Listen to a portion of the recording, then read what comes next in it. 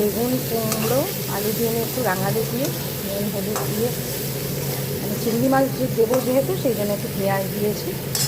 এখানে চিংড়ি মাছ আমি ভেজে নিয়েছি।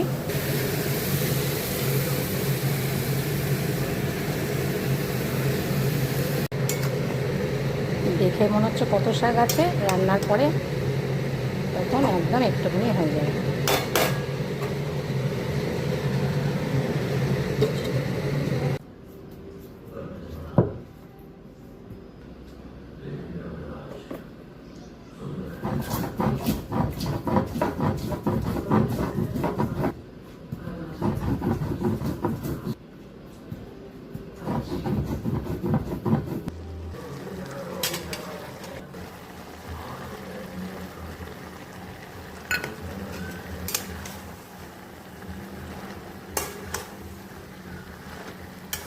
সামান্য একটুখানি নামানোর আগে মিষ্টি দেবো, এখন এটা একটু হবে।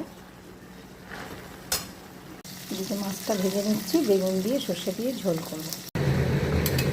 বেগুন মাছ সবই দিয়ে দিয়েছি।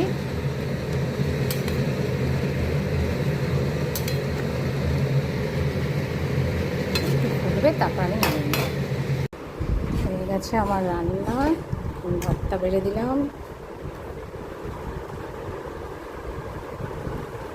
এখানে আছে ইলিশ মাছের ডিম, আর করেছি চিংড়ি মাছ দিয়ে পুঁই শাক, আর এখানে করেছি বেগুন দিয়ে ইলিশ মাছের ঝোল। বাটিতে রেখে দিয়েছি, মেয়ে আসবে রাত্রে খাবে, মেয়ে জামাই, তাদের জন্য আলাদা করে তুলে রেখেছি। আজকে দুপুরের এটাই লাঞ্চ।